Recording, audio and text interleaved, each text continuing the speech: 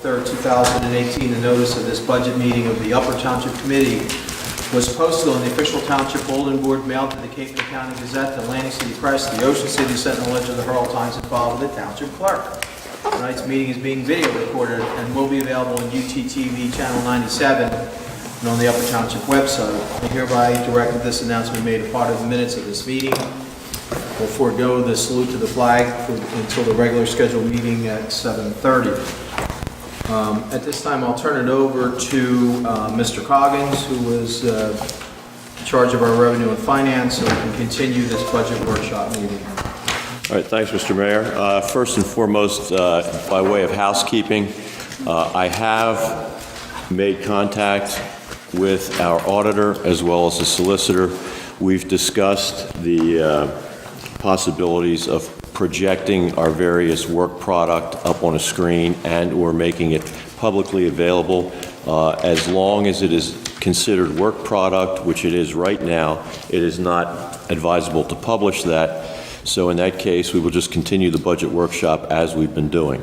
Once we have come to a final proposed budget, which will be put up for adoption, at that point, the work product will be made public. Mm-hmm.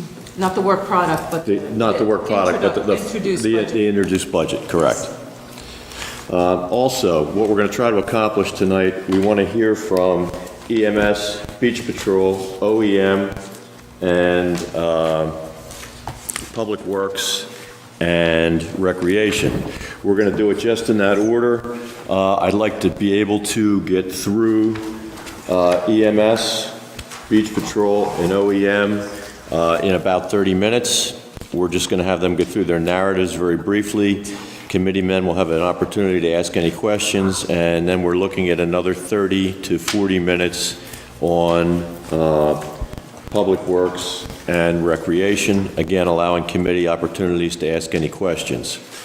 The last 20 minutes I would put up for committee discussion and any recommendations, final questions by the committee, or recommendations for any potential cuts or additions to the budget. Letting everyone know where we are now for our operating expenses as the proposed budget is right now, or our work product is now. We're looking at an increase of $322,000, which would require a tax increase of 1 3/4 cents. If we were to add, which is probably going to be recommended here, if we're going to add an additional $75,000 to our capital improvement fund, which is a fund that we have to keep on hand to enable us to have bonding capacity, that recommendation would be about $75,000, or whatever the committee decides what portion of that we want to put to that, which will take the tax increase up to $2.15 cents. And if we're going to put something in our beach replenishment fund, which is now approximately $345,000. Yes. If we were going to put another $40,000 in that, that would take the tax increase to 2.35 cents. Rolling that out onto the average value of the home, which is I think it's $280,000 that we have here. Times 2.35. That's not right.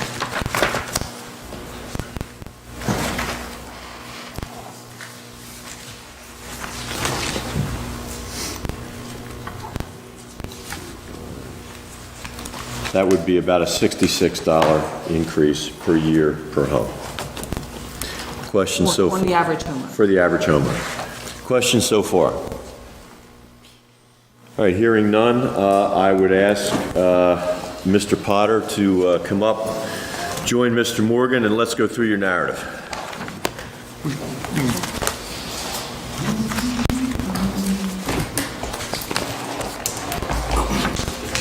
See?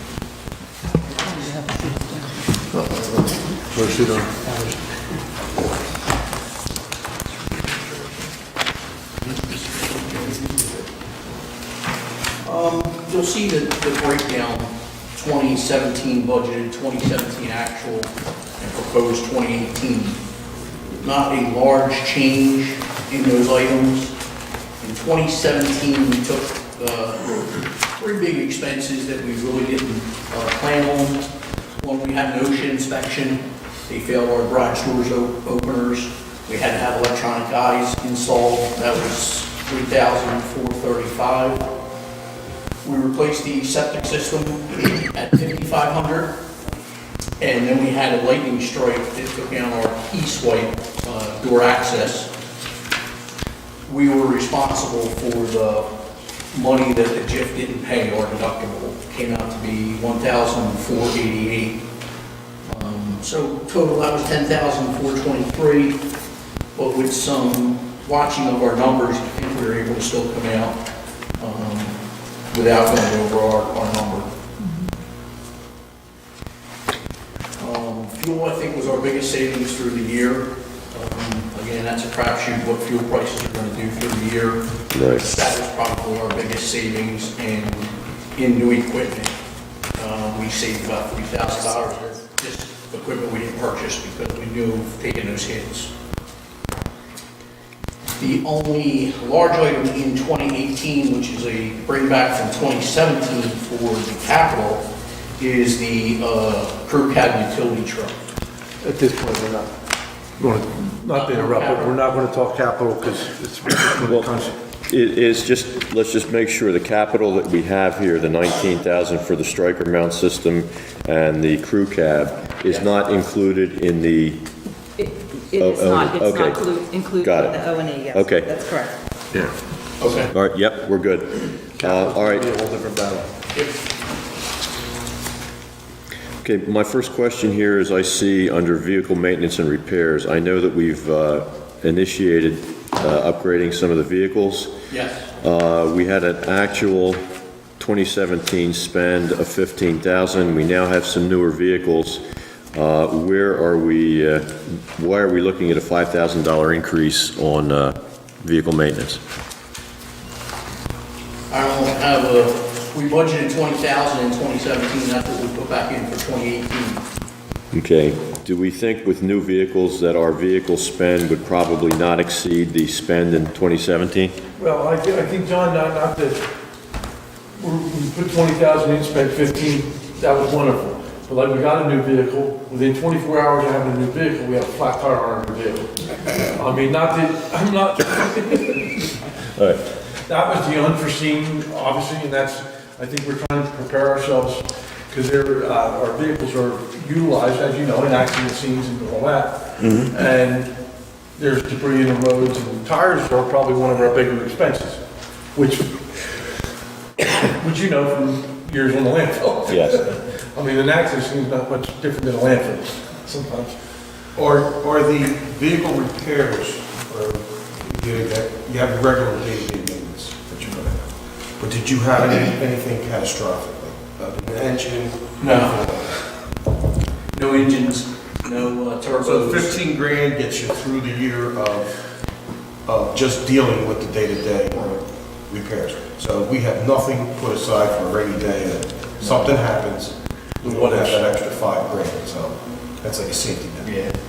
And I mean, we're very fortunate, Public Works is phenomenal with us doing most of that maintenance. We had to actually pay a vendor to do a lot of that work. Yeah, I mean, a significant increase Oh, yeah. potential. Yeah, but some of the stuff is, obviously, our public works guys, they can do the tires and all that. And there is a savings, a lot of labor savings, but we still have the expensive tires. Right. But there is sometimes you get some specialty equipment on these rigs that you have to bring in specialty people for. And $5,000 doesn't get you too far with some of these vehicles. If it's electronic, it definitely has to go back to the dealer because there's so much computer in that thing. And the other thing that new to us is both vehicles now operate the depth loop, which is now new to us. So how much depth loop we're going to go through in a year, I don't know yet. Now that both are using, unfortunately. Yeah, I guess the other thing is too, as far as the fluid goes, is that something you're keeping your own inventory of? Or, so you're picking that up at Public Works? Okay, good. So that's probably the most efficient way to do Two it. vehicles you have, right? Okay. Roy, any noticeable change in the volume that you're using? Yeah, For you, a lot of our big trucks have that, the now. No, I mean, with bringing along those other two vehicles. They're not there that much. no, by comparison, it's probably minimal to what you're, yeah. We got the 275 ones back in our wash, but it hasn't all three of them. And that, just so the committee knows, that would be charged back to the EMS line when Public Works uses that. Got it. Just like the fuel and all that, we get our fuel in Public Exactly. Works and gets charged back. I mean, you sign the invoice for it, all that. Right, comes out of the wash. Our gasoline comes directly from Public Works, our diesel fuel is delivered to the station. But our gasoline comes right from Public Works and discharged back to us. Okay.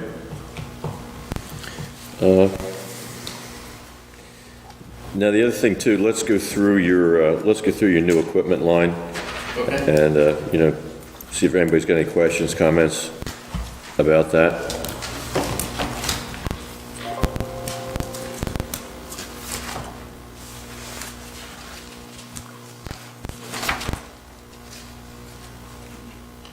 John, do you want me to explain those, or? Yes, please. Okay.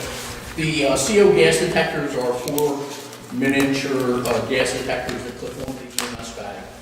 What that's for is, we come into a home for somebody that has an altered mental status. We don't know that it's a CO poisoning at this point. That detector will go off and then say, okay, 1, we need to get out, and 2, we need the fire department to come in and find out why we're getting a CO level. But sometimes people, when they call in, they don't know. Right. They don't never think that, hey, I have CO poisoning. They just know, hey, that Something's wrong. something's not right, I'm not acting right, so they'll call. And, I mean, across the country, there's been some close calls with EMS being in there for what they thought was a medical and it being a CO. Which makes sense, you're usually the first ones in there. So that's those two. The 2 radios, which is 2 and 3, that's just, again, just upgrading older radios and replacing them out with newer radios. The 511 response parka, again, that's just stock. Our code says they get old, we'll just buy 2 or 3 a year and just keep rolling them over so that we're not buying the entire apartment at one time. Okay. The Sierra Wireless is the wireless unit that sits in the vehicle. It makes the vehicle able to have internet. Our tablets, like you folks use, we now use a tablet to do the patient care report and get signatures and all that, but just lets you upload it once you get back near the truck. The 6 longboards, that's number 6, 3 additional longboards. These are a new style longboard. They actually have 2 wheels at the bottom of it. So what it will actually allow you to do is a single person can put somebody on the board and wheel them out of an area, going towards, unfortunately, the active shooter. It allows you to move somebody by yourself without having to have 2 Quickly. people. Frees up space, frees up manpower. So we're looking to put 1 on each truck just to have that as an option. Okay. Scott, any comments on the radios? No, this fits within our communications budget. I'll talk more about it when it comes to OEM, since that's part, communications and OEM are part of that, but that all fits and folds into that particular budget process. Okay. Questions from any of the other committee members? So Scott, in the medical supplies, you have 12,500. Does that also cover naloxone and things that we need? Yes. So we can cover that with that? Yep, that's everything. Do we get reimbursed with any of that? No.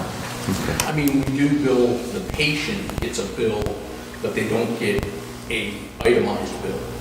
So the patient that gets the Narcan gets the same bill as the patient that doesn't get Narcan, it's a set. Flat rate. Believe me, it's money well spent. I know. You shouldn't even think twice about it. So. I mean, it's- You're the one who brought it up, man.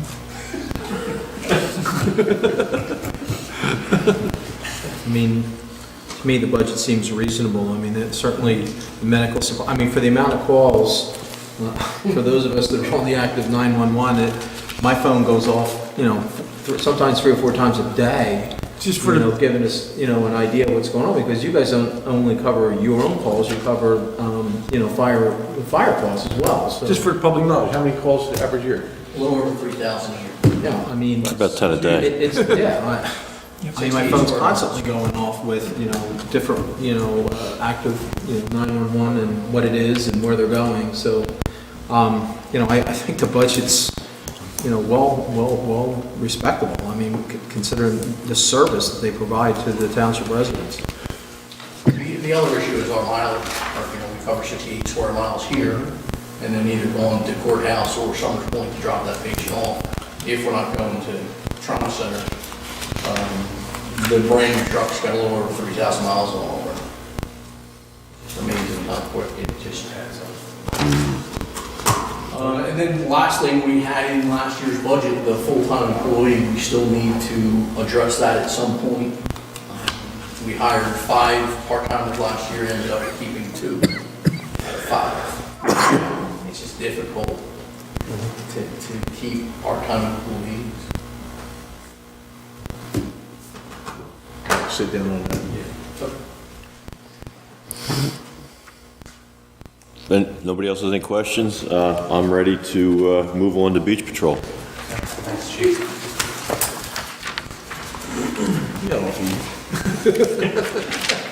That's why I went first.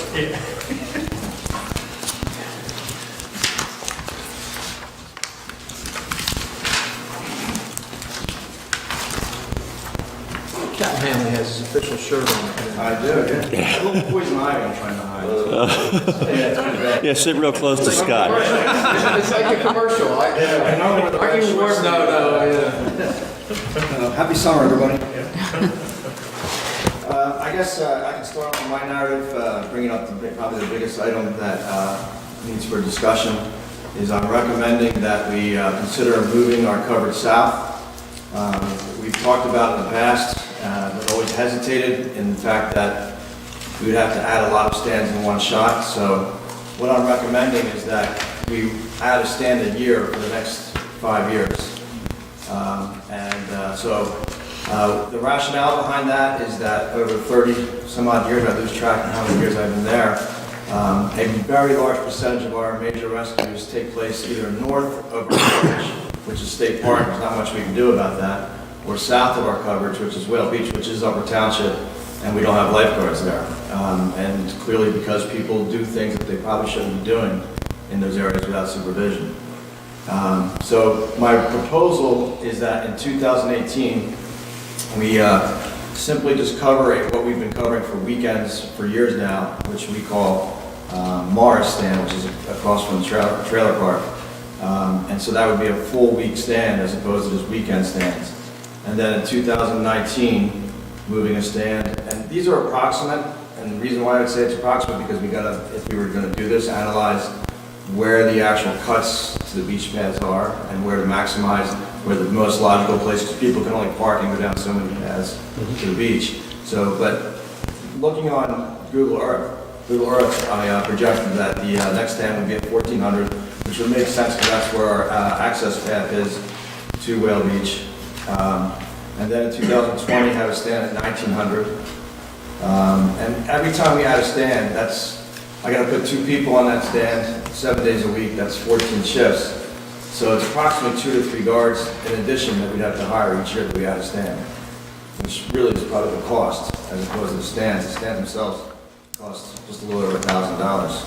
At this point, I'm not asking for a stand because we have all the stands we need, but that would be something coming up in future years. 2021, we would add a stand at Taylor. I jumped a location there because Taylor does have additional parking there, so I'd like to get to Taylor if we're going to do this as soon as possible, because Taylor does have a higher volume because there's more parking spots that people can park and go to the beach. And then 2022, putting a stand at 2,300. So all in all, for this year, in the 2018 budget, the request would be to have that one stand staffed 7 days a week. And in addition, because we have a storage problem and because it would be needed if we're going to go further south, we would want a shed that we'd be able to put on the 1400 block to store one of our four-wheel drive vehicles, the Kubota or the Polaris, and as well as the equipment for those southern areas. That shed is in the budget there, but I would imagine it would be capital. Yes. I do have it on the capital side of the request, not the operating. Now, expense. a shed like that, Okay. you're anticipating it on the beach? My anticipation, because I don't know if like we could put it up, I don't think they want it on the dunes when I say they, the residents, but I think that there's no houses, it would be temporary and removable. And there are no houses on the south side of the 1400 block. So at that point, it's just, vegetation on the other side of the street. So I don't know if we find a large amount of opposition to that, it would be something that could be removed when the season's over. Is that something doable, Paul, to put something like that on the dune? Well, it's For a not on the seasonal team. thing, you can. The issue that we're going to have to do is we're going to have to reach back out to, because our beach maintenance management plan did not, it says that we have to consult and go back to the DEP to discuss adding those additional stands. And that's why I got to double check what zone they're in as far as recreational or habitat to whether or not, what's Well, allowed. the ones that are being proposed are the ones that you have time to do according, because Pat Hanley's only talking about, we use Mars for the weekends anyway, so we've always had somebody there. It's Right. just the other ones are in years to come. I have a couple Yeah, of I'm not- concerns though, because, we have, how far on the other side, does the CO patrol any of those areas? CL guards up to 24th Street, and I know from talking to their captain that there's consideration of them moving north. There's a lot of pressure on them to move north. And honestly, I think that they're trying to resist that pressure, but the fact is that they know, as we know, a lot of times when they get in trouble in that area, they don't know where they are. And so we both have to respond because we're never sure if it's in CL or in Strathmere. So they know that they have risky behavior taking place in those beaches too. I think that, they already have a patrol of 100 some odd guards and probably don't want to expand it any further.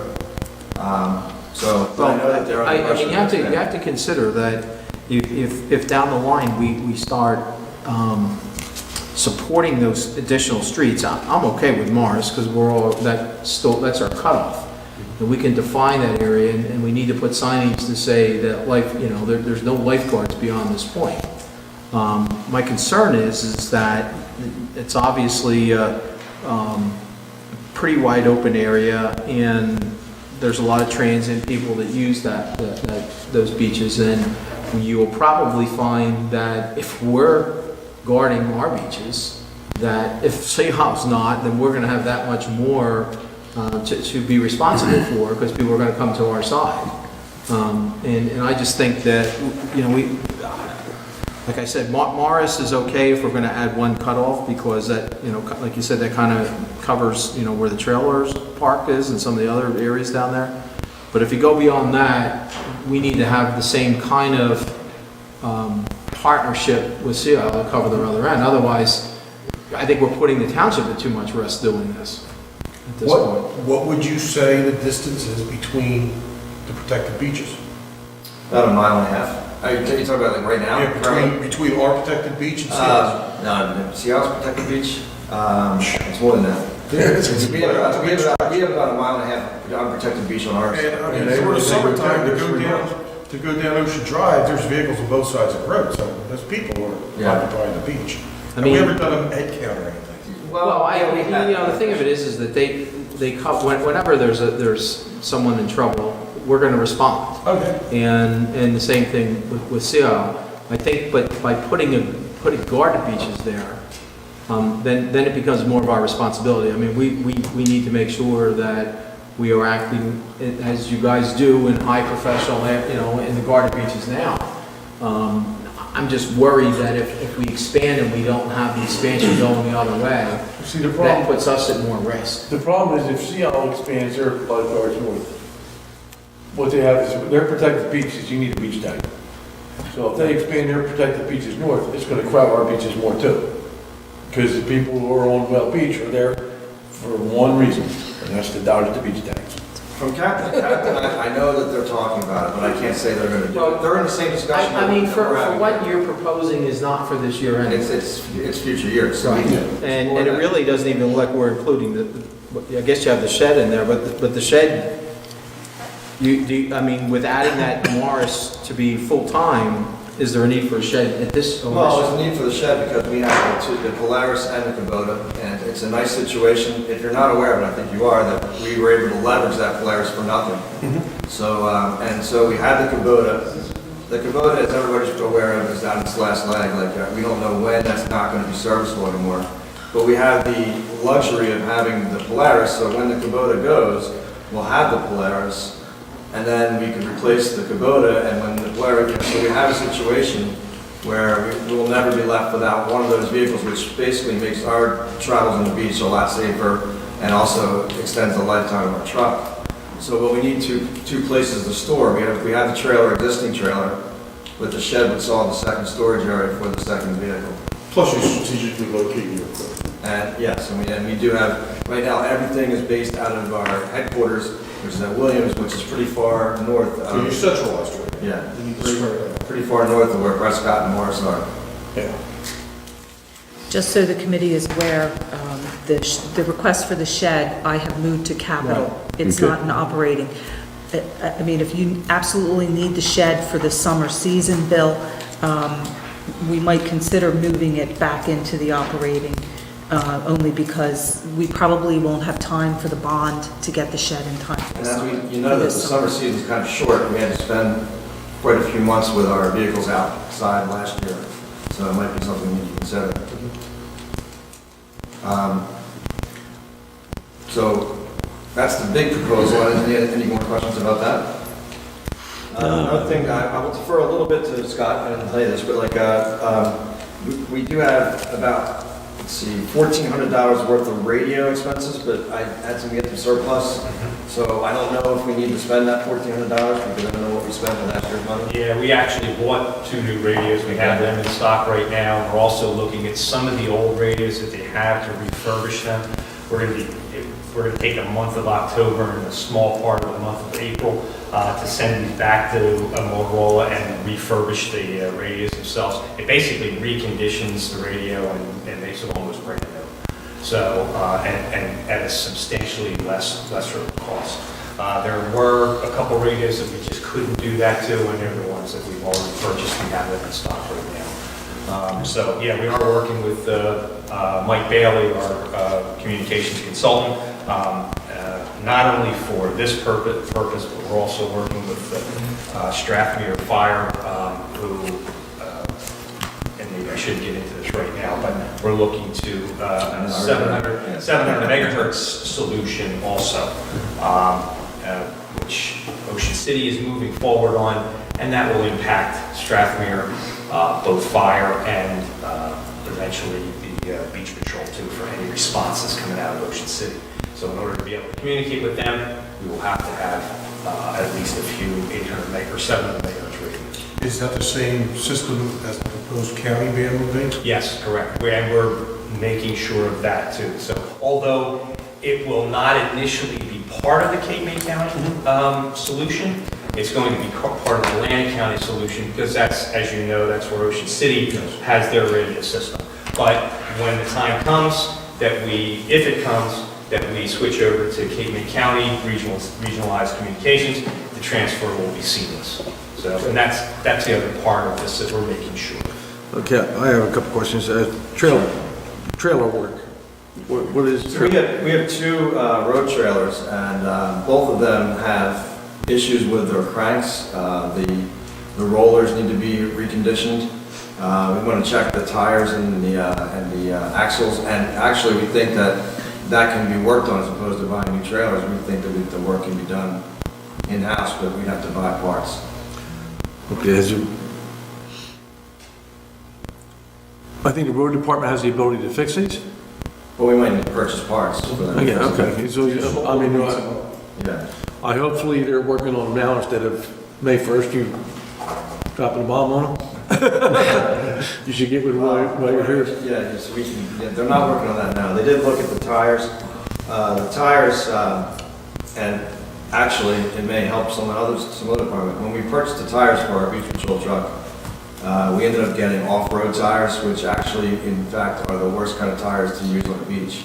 They dig into the beach, and so our truck was getting stuck wherever it went, and even on our beach and other people's beaches. So I think our truck tires may be serviceable for some other truck, but we need to replace it and get, I'm not sure, like, is it like boulder tires, I guess I should say, or? Slicks. Yeah, so, but our truck was getting stuck all over the place, and so we need to get new tires, even though our tires that we have right now may not be totally out of service. Well, the building inspector's putting a few miles on your trucks. Yeah, I heard that. People ask me, who's driving the truck? Another question, should we have a lot of returning guards? I can't answer that yet, but yes. Traditionally? Traditionally, yes. Do we buy them new uniforms every year? We have a line item of $6,000 for uniforms this We year. give them a allocation for uniforms every year. The allocation recently went up. They get about $170 worth of uniform every year. You know, and when they first come on the beach patrol, for instance, like they don't get a jacket. You know, so they have to buy their own jacket if they want to get a jacket. After they earn a number of years, they might have enough T-shirts. I have a few of these myself. That they might say, okay, this year I want to spend my money on a jacket. So every guard that returns gets $170 worth of equipment, which would include also standard things that you do need to replace, like T-shirts really don't last more than the summer. So I understand. But you're not, what I'm saying, you're not 100% outfitting everybody. We're not, Okay. they get a certain allocation that they actually submit in a returning letter. It's how they let me know they're coming back, what they would like to get with their $170 that we allocate them to uniforms. Okay. The other thing I want to bring up is not on the budget, and you can ask me any other questions too, we talked about it, and it might actually help us with this uncovered beach issue that we have, where we don't have protection. We actually had a private lifeguard have a drone this past summer. We used it for the video that you may have watched, but we realize now how much more you can see from the air and be aware of the swell direction, the swell period, and the currents pulling out. It would make us much more aware of what's going on our beaches on a day-to-day basis. We also would be able to have surveillance on the areas where we don't have lifeguards. And again, where we have these situations where people get in trouble either in the inlet or whale beaches that they don't know where they're at, and having a drone on site would be able to be launched and be able to help spot a distressed victim or boat from the air. I don't think we'd be the only department that would make use of that drone, although we might be the most logical one in the heat of the summer.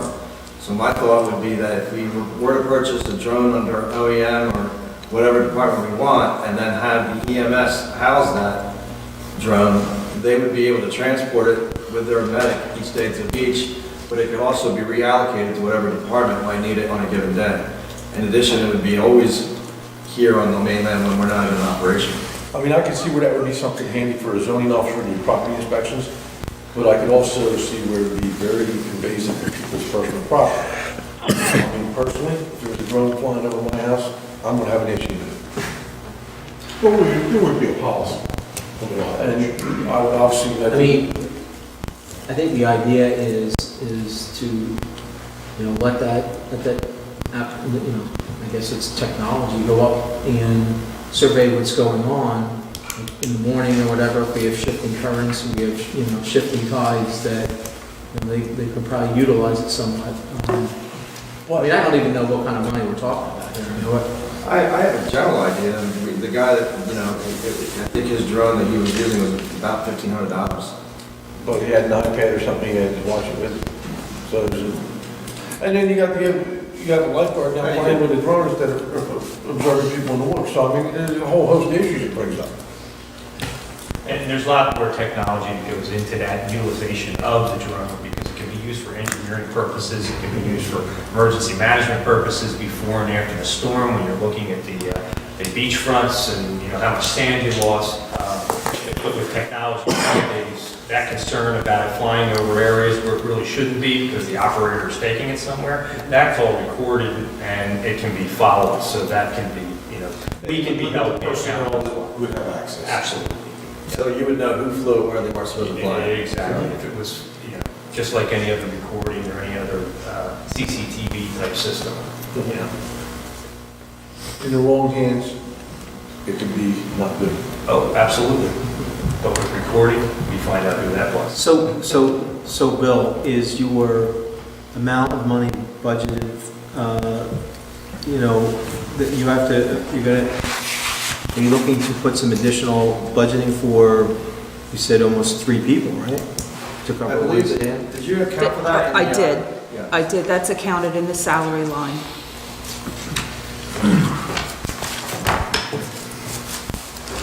It would be 2 people this year because we're talking about opening stands open 2 days a week anyway. So we're opening at 5 days a week now, so that's 10 hours. And what do you do when you hit the second week of August, when everybody starts going back? Will they be, is that the first street to go? How does that work? That would probably be the way it works, but we definitely try to keep that from happening, we try to, basically rotate people's shifts around where they don't have, I mean, part of this whole process is, and we have to help you with it, we have to educate people that it's really a high risk to consider swimming without being in front of a lifeguard. Yeah, I mean, the thing is, And, people go there because they know there isn't lifeguards. But for those that aren't used to going in the water, it's a problem. It's different.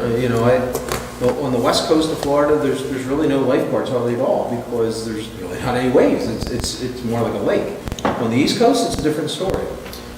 I mean, Bill Last year, we had significant amount of undertows and, big waves and, even, I took a beach week out out Atlantic City, myself. they all had drownings after hours. Right. And that was, by the way, if anyone's not aware, that's the content of the video that we put out, the public safety video, which, as a member of the Chiefs Association, we'd like to get more information.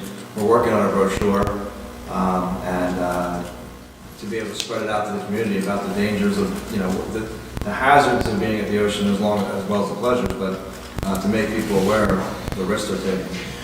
I mean, I think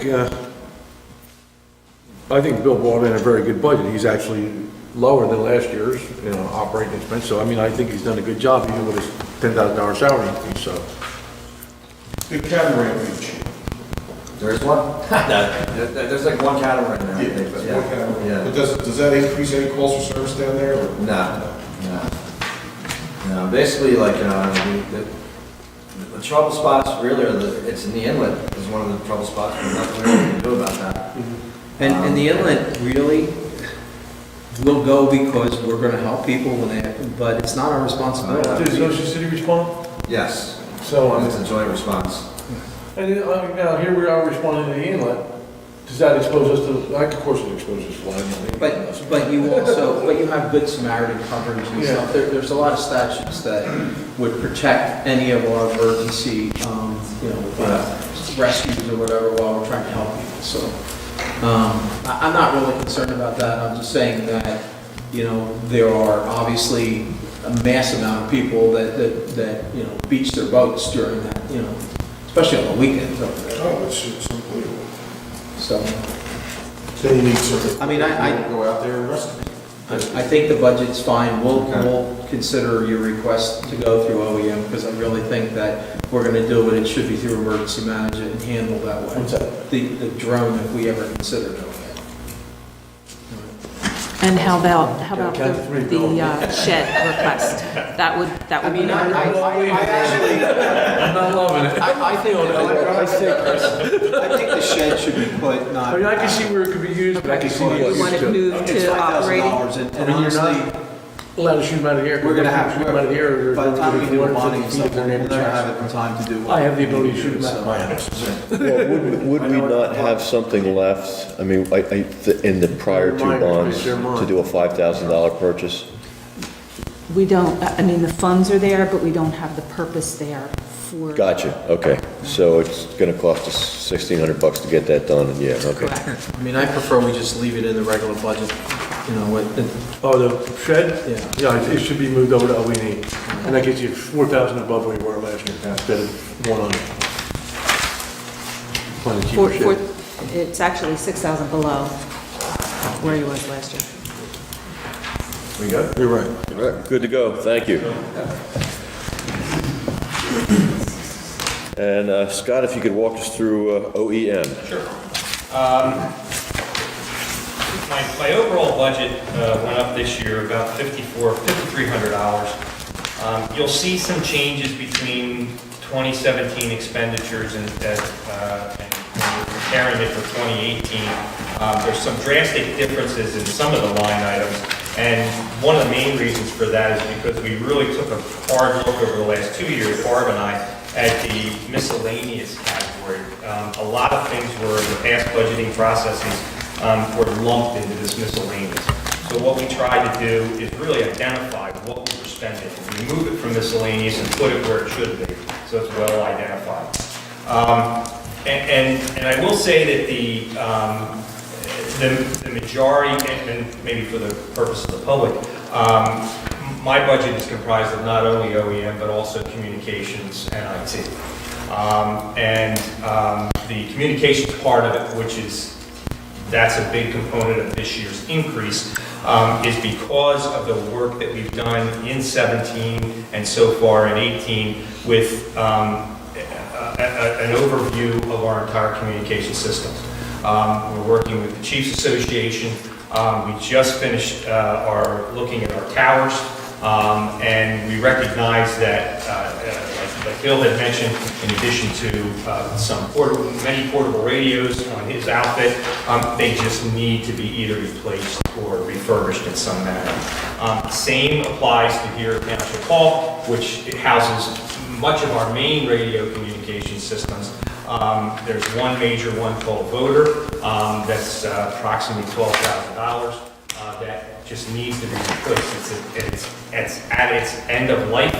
The thing's been around for plus 30 years, so we've really gotten great use out of it, but we're recently seeing some issues with some of our connectivity between towers and things that we really feel that's attributed to the problems. So we're asking the committee to really consider replacing that this year. Scott, what's the nickel definition of what a voter is? It's basically, each one of the towers need to communicate with each other, Marmora, Tuckahoe, Seaville, and that's how basically the radio communications, I'm not an expert by any means, I'm sure Chief Potter could fully explain it, but in a nutshell, that's basically, that system allows it to communicate to each of the individual towers, and it's all done through Verizon wires, communication wires, okay? Those have, during 2017, just seems like every time it rained or we had some other problems that we were encountering, major communication problems. And fortunately, when one tower goes, another one picks up. So there is a failover, if you will, type system with that. So that was to our benefit, but we want to avoid that in the future. We want to avoid the catastrophic potential of the loss here, because we've gone for such a long period of time. We did pick up, and this is part of my additional cost or request of the $5,000 extra this year. Through the processes that we went through with Verizon, we found out that over the last 25 years, we weren't charged for monthly service fees on those particular lines. But when we had the problems with them, they all of a sudden identified that, oh, we haven't been charging you. So, and it was because it was a public service and safety entity. That was the legitimate reason for it. But now they are charging us like $483 a month for those services. So, so that was the other reason for my increase. Looking at other line items like public awareness, you're going to see an increase there. And that's mainly because we're trying to get out to the public more and more with a lot of our special events. And actually last year I used up just about all of our flyers and things that would be going out. And I think part of this budget too can help Bill with his process as well. Any flyers or anything that you would need made up. So we kind of, this budget is an umbrella for many different departments. And what we're looking for. But overall, as far as OEM is concerned, we're pretty consistent with that. We very rarely ask for an increase when it comes to emergency management. We try other dual-purpose ways of supporting what OEM does. whether it be through the state of New Jersey, New Jersey surplus, getting our equipment through there, which we've been very successful with over the past couple of years. But again, kind of in a nutshell, that's what we're looking at, and that's what's really caused the increase this year, is our communications, and many of our communication systems are just such that they really need to be replaced. I mean, look, for example, our antenna out back here, that was put there when Town Hall was built. It's 20-some years old. It's just, we're having problems with it. Well, go ahead. So what are our long-term plans for communications? Well, initially what we're looking at is to, and I've had discussions with the mayor, is to follow suit with Cape May County Communications in the regionalization process. There's many municipalities that have already jumped on board, and for those that may not know, it's the new location is of the emergency management for county, as well as the communication center is Lower Township. And the facility down there, it's a brand new facility that they've just renovated. It's at the airport. At the airport, correct. So we're looking at potentially within the next, let's say, 3 years, that we join forces with Cape May County and become part of their dispatch process. With that could potentially come 700 megahertz. But we are looking, because that's a very expensive process. The reason why we are looking to that is because of with those radio systems, they connect to so many New Jersey-based agencies. Atlantic County, New Jersey State Police. It's just everybody's jumping on that bandwagon, if you will. And the benefits to that are that if we have something catastrophic that affects and impacts not only Upper Township but Cape May County in general, the system basically fails over to either Atlantic County or to the state of New Jersey and their radio systems. So there's a definite benefit for that process. And therein kind of lies the reason for the increased cost with some of the individual portable radios and the overall design of the system. But we are looking into grants. I know the county is, as well as we are too. That kind of gives you a sense of the direction that I would be giving recommendation to committee to move forward to. With as long as we can, secure the pricing for something like that. And even if we didn't go with grants, there's a possibility of kind of piecemealing this over, a 5 or 10 year process that we could buy a certain amount, per year. And I'm sure that maybe possibly the Upper Township Chiefs Association would consider the same thing. If we are phasing this type of system in, though, over a period of, say, 10 years, is that going to create any communication issues between the systems that we currently have in place and then the new 700 megahertz units? It definitely will eventually, yes.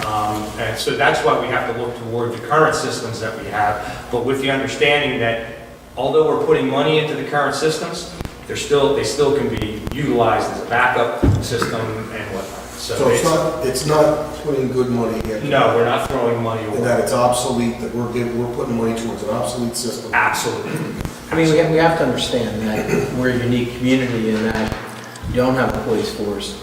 If we had that type of system in place, we'd be upgrading anyway to try and keep up with the demands of the expansion of the technology. So, I mean, in an effort to offset that a little bit, we need to stay on top of it ourselves because, we can't fall back with communication, and we don't ever want to put ourselves in a situation where our communications fail if we are in an emergency situation. I mean, we're going to get forced into it anyhow. Ocean City's has committed to the 700 megahertz system. Strathmere Fire and Rescue has already had to do some conversion and scramble because they communicate and they respond, or Ocean City responds.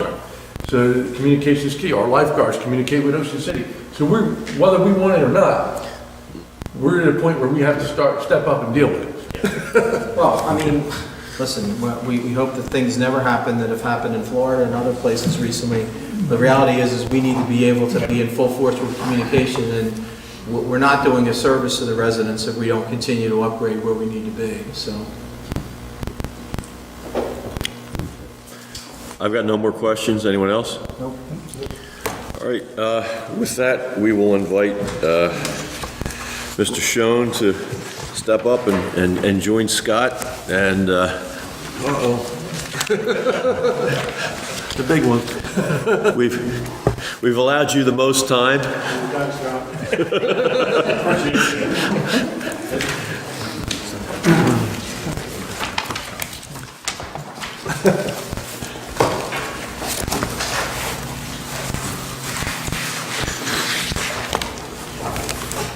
We'll start with our 81, our road repair budget.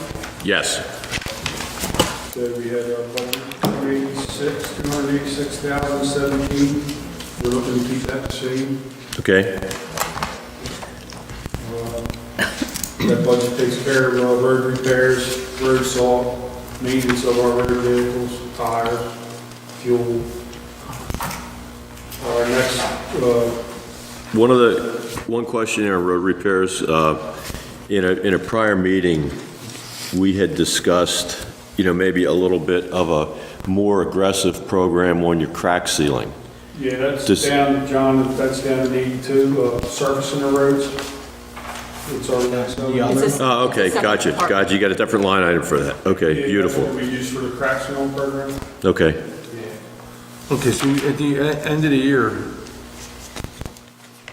well, you had 38,000, but some of that's probably been encumbered by this point. Is that a solid number there? You're talking about 15,000? No, on their budget from their 1917, or 2017 budget, The 28 to they had a surplus, according to this, of 38,000, but some of this has probably been encumbered since then, right? Yeah, I'm not sure where you're seeing That's on the that second number. over here. Oh, okay. Yeah, on the that- item. That is an old number. That is an Yeah, old number. okay, so- Yes, it has all been encumbered. So they pretty much spent 100%. Yes. Okay. So I was going to say, at the end of the year, you should load I up. can tell you. We have more filled. Curtis, if you look up in the top left-hand corner of that sheet where it says month 11, so those summaries were as of the end of November, Okay, just to give you a feel. So actually, yeah, month 11, yeah. So that doesn't include their December. Okay, And we did review the amount that we had at the end of the year, and we went back and utilized some of that money for our heating system at the Public Works Garage. It was in dire need of a replacement, and several other items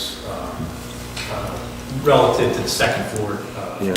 remodel. Okay, so basically what you're saying is there was some non-recurring expense in there. Correct. So by rolling over the non-recurring expense, that should be able to cover any type of increases in materials, so on and so forth, and projects that are, okay?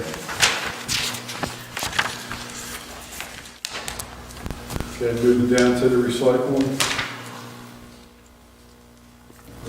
Budget 75,000 last year, we're looking to increase that by 2,000 in 18. Due to some repairs we have to do to our automated trucks. Okay. Now, some of those repairs are going to include resurfacing of the floors. Yes. We had one go last year, we did, so now we're expected, planning for this year. And not to jump ahead, but that's actually technically part of 84 as well. You'll see an increase in line 84. And between the two of them, that's going to cover those costs. Hydraulic lines, that kind of And repair, I mean, it's. the big one is the replacement of those floors because of the glass and whatnot, they can wear out very fast. Yeah, for the benefit of the committee, with the single stream recycling and the amount of compaction that you have in those trucks, what happens is you get like a sand or a fine grit that rolls along the bottom of the floor. It rolls along the rails where the bulkhead or the push-out blade travels. And what that does is it almost polishes the inside of the truck to the point where it thins it out, it wears it out, and it does have to be replaced. Like a grinding compound. Exactly. And it just, it's typical for that type of vehicle.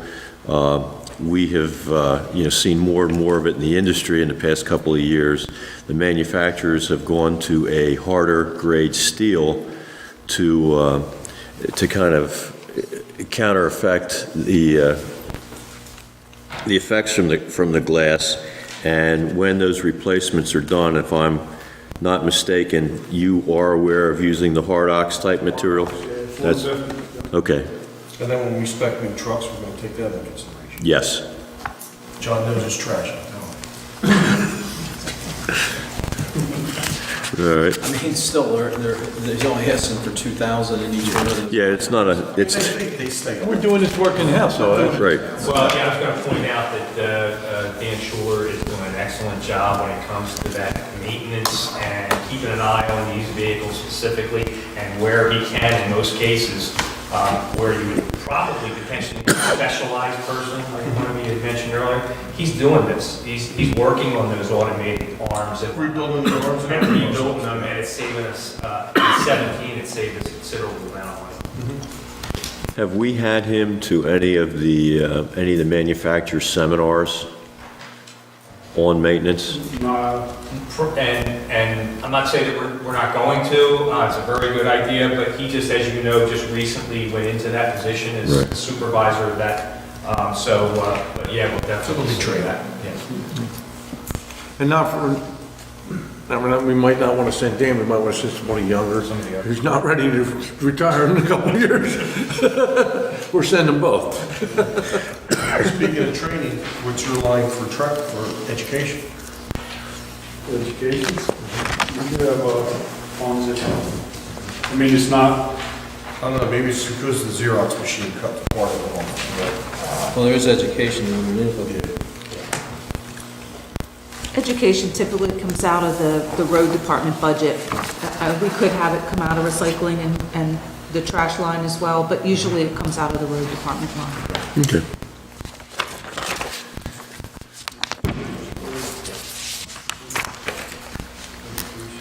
All right, any questions on the public works functions before we move on to sports and recreation? We actually budgeted, I guess, 15,000 last year for the seal cracking. Do we want we to, have in our budget, we're looking to up that to 22.5. okay, Increase it. And not only are we looking to increase the number of roads that we're doing, but also the tennis courts and things of that, we can utilize it's a different type of material, but we found that we can use the same machine to do that, to research. perfect. Because that's, I think that's going to help us with the longevity of some of our roads and Absolutely. Plus renting the machine in the long run is going to be beneficial. Yeah.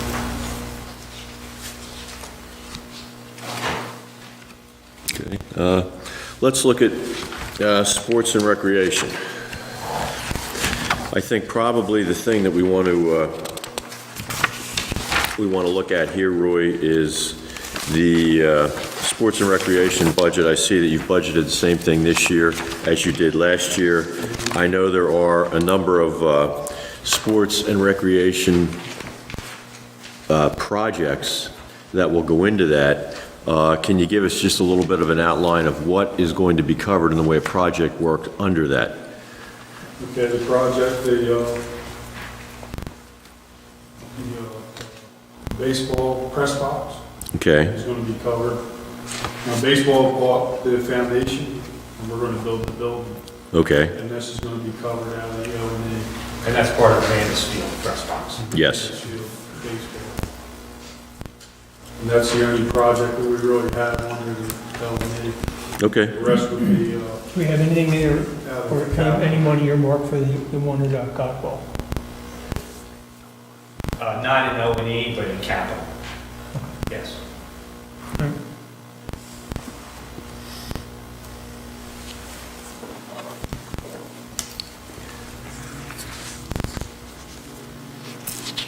How about the first tennis court at Godwell Park, where that big crack is in it and you had some settlement? That thing needs some major work on it. And I think we were looking at that and possibly fencing to replace that. Yeah, I never looked at fencing. I'd like to ask if you look at putting the black fencing on there when we do that. Doesn't corrode as bad and visually it's a lot more pleasing, so. Now, is that something we can cover under the O&E budget? Not only, That would have to roll into capital? Okay. well, that's something we can take a look at towards the end of, end of the year a little more. Okay, I don't think that's gonna be covered right now. all right.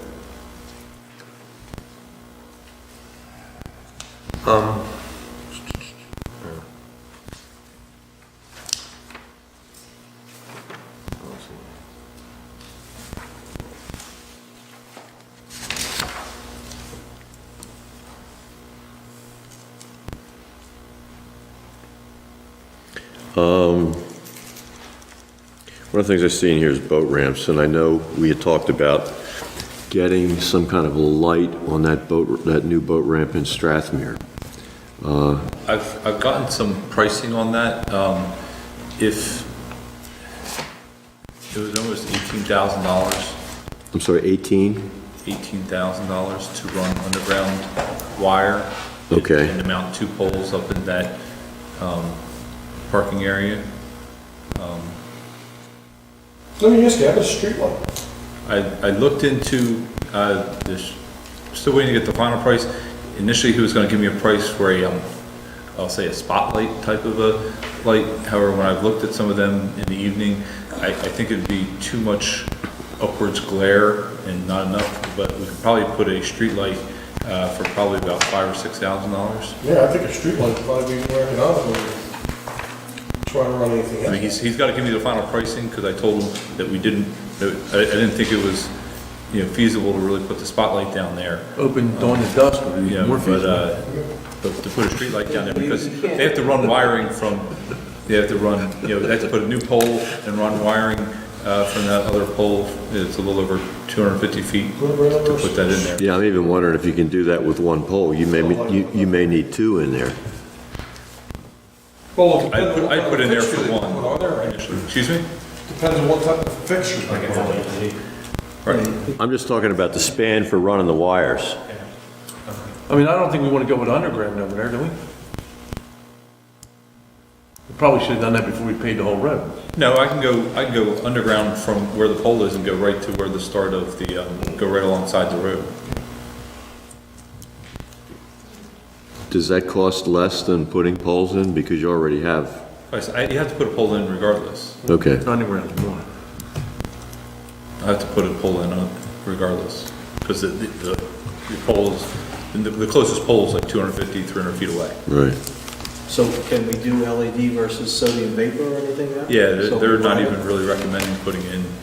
I would actually, I would stay away from anything underground. I mean, my son works in the electric field, and I've seen some of the stuff he's taking out of Ocean City, that's even in conduit, high tide, conduit gets full, the wire rots from the inside out, then I would go overhead. I mean, it's still gonna get salt air, but it's not gonna be underwater. Well, just my opinion. Do we have enough within the operating expense to cover that? If you're talking about a street light, typically we'd take that out of the street light line. Okay. We have money in If you're the, talking 5,000 or on so. the shore road roads to build the 2 T-ball fields that are managed.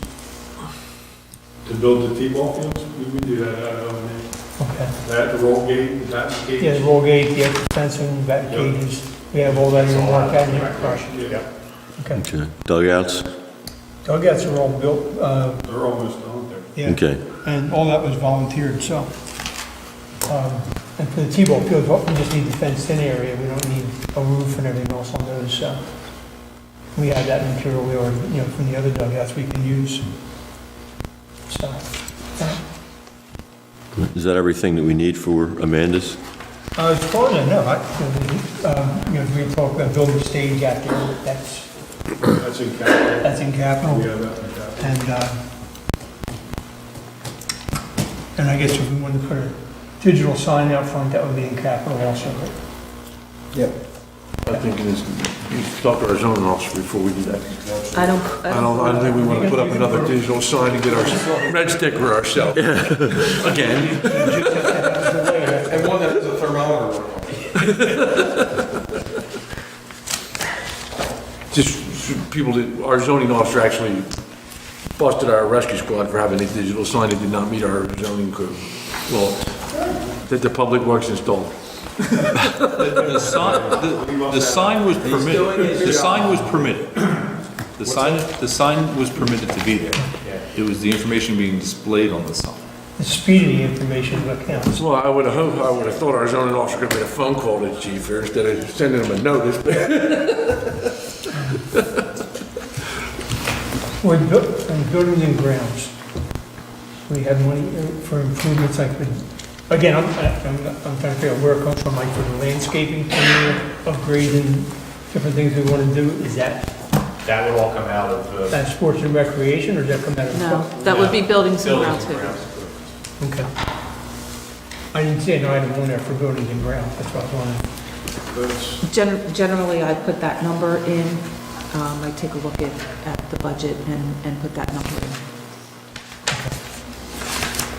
Was there any specific project you wanted to make sure is included?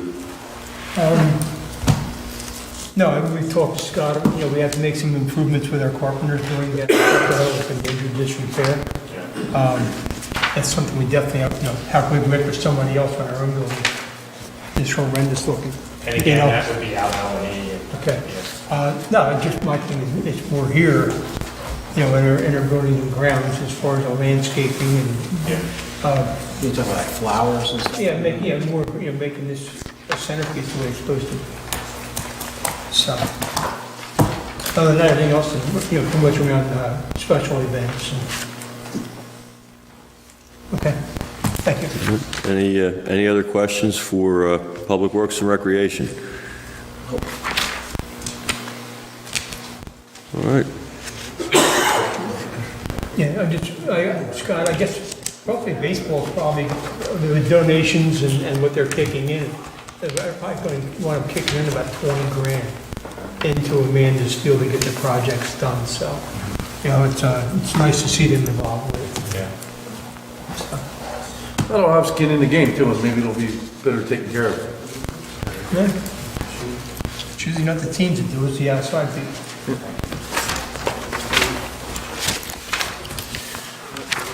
All right, now to the committee members. We've gone through pretty much all the narratives. We have looked at the variance report. We started out with that to kind of gave us the major variances and where we saw the different reasons for the cost. We also determined that a lot of that cost was made up of the wage increases that are coming along with our office personnel as well as our union contract. Are there any questions, suggestions of areas where you feel that we either need to add to a particular line item or deduct from a particular line item? I know there were some questions early on when we first went through the computer budget. Has everybody had enough time to kind of digest that and make sure there's no additional questions?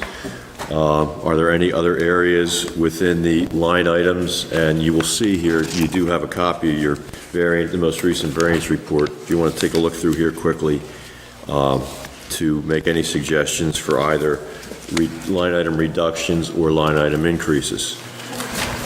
Scott, the major thing with the computers is the state's mandating all kinds of new forms and documentations, and we've got to upgrade our system to the attitude to handle those things. A good part of that, yes, and as we've explained during the budget breakdown, the middle component of the way the budget was structured, these are maintenance type fees and things. They just go on an annual basis, so they're costs that are kind of fixed, and then the projects are the ones that the committee would basically have to consider.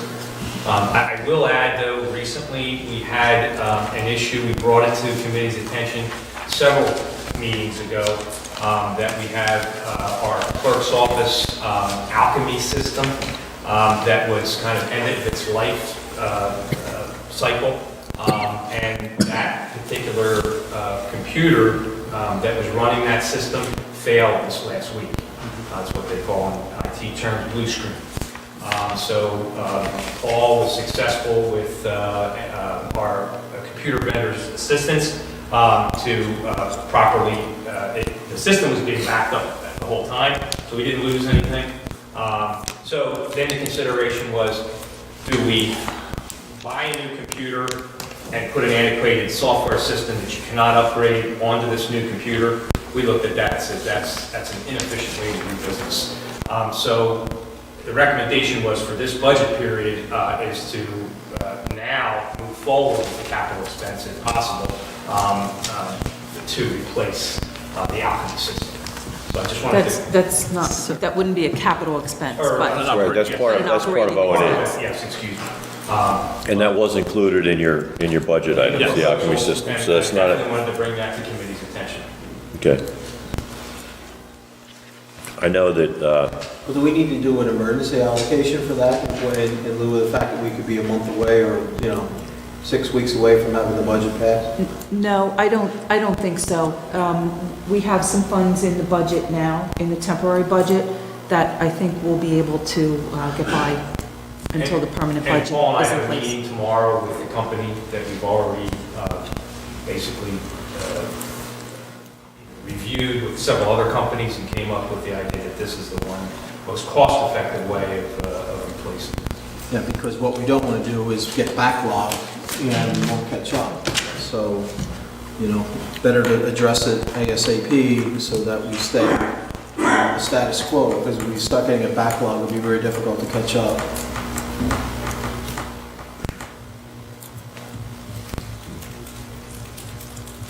any other recommendations?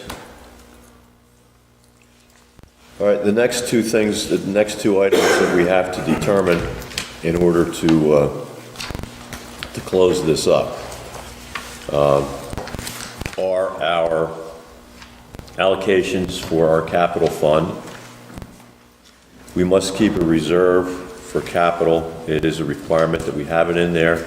The reserve for capital that we have determines the ability for us to go out and bond. When we do go out and float a bond, whether it's for an emergency or whether it is for ongoing capital improvements, we have to put up 5% of the value of that bond. So each time that we do float a bond, that fund will be diminished, and then we need to keep it up and then have a reserve for emergencies. What's proposed here is $75,000 that we were putting that into that reserve.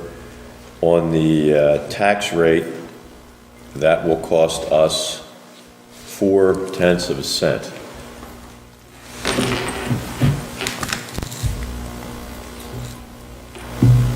Well, I think we have to be prepared, whether we bond it or not, or whether we're getting the bond or not, we need to be prepared for capital line item needs, whether it's beach replenishment, anything. We're almost obligated, because the beach replenishment program we did before, well, it's federal guideline or federal thing, every 10 years you're gonna come, 5. so every 5? I think we're on a 7-year. I think most of the updates switched it, and we're in a 7-year. So how far are we into that? We're 5 years into it now? 3. Right, so I mean, we're one catastrophic event or 3 or 4 years away from it, so we have to be prepared. I think it would be wise and prudent. Is everybody comfortable with the $75,000 allocation to the fund? Yeah, I mean, it's like insurance, you have to have it tomorrow. And subsequent to that, the last item is for our beach replenishment reserve. we have been putting, what, 40 to 50,000 in it every year. Last year, We put 40,000 in Last- last year. We Okay. currently have 345,000 in there. Actually, no, I'm sorry, we have 395,000, including our $40,000 from last year.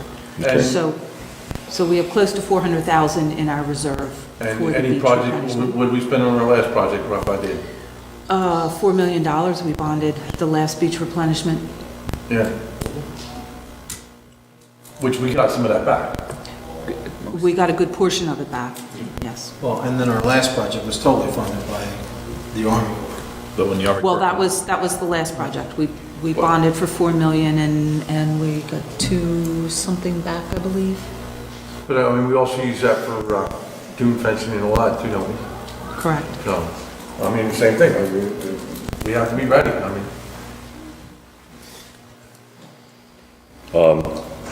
I think 40,000 is probably the low side of what we should probably put in there.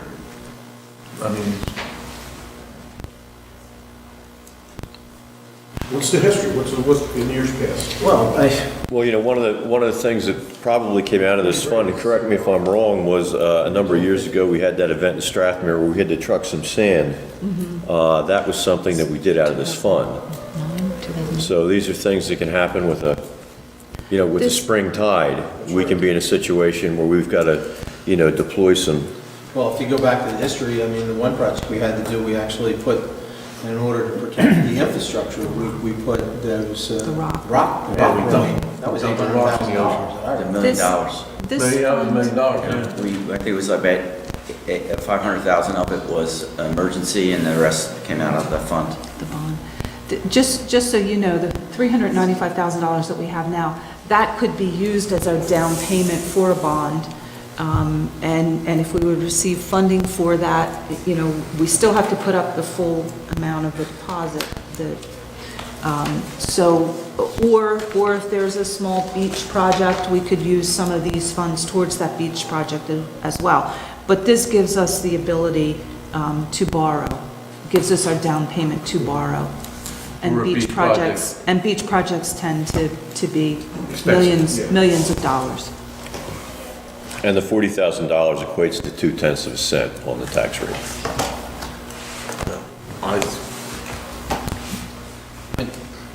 I personally think we need it in there. We Yes, actually, absolutely. No, I think so too. I just want to make sure that we're all in agreement before we, get these items in there. Been a couple minutes.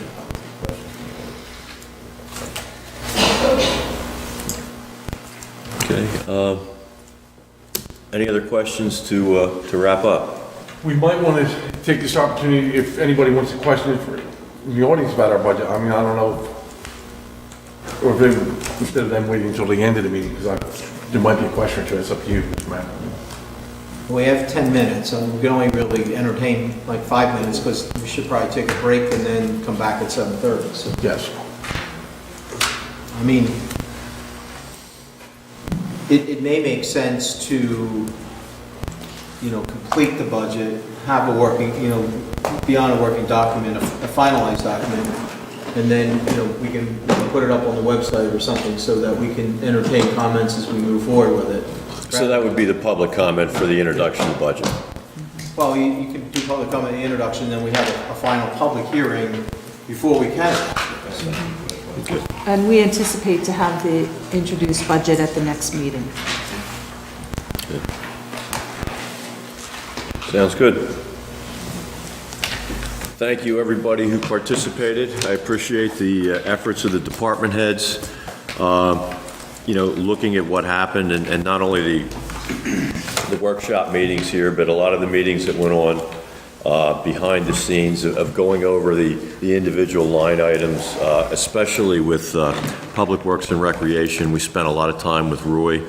I think everybody did a tremendous job this year of getting their information out. I think from my point of view, everything looked very tight. I didn't see any areas that really looked like they were maybe padded or overextended or overdone. I think they were very well thought out this year. Every year I've seen that we've we continue to improve in the quality of information that's coming to Barbara, to give her the opportunity to put things together. And I'm also seeing that people are a lot better prepared as we do have these meetings. So I'd like to thank everybody who participated. And we will have the preliminary The introduced by the version next meeting. at the next meeting. Right, so we'll have to make a motion to close this workshop. So moved? Second? Would you call the roll? Mr. Barr? Yes. Mr. Cox? Yes. Mr. Corson? Yes. Mr. Young? Yes. Mayor Palumbo? Yes, Motion so we'll carried. take about a 7-minute break and we'll start again at 7:30.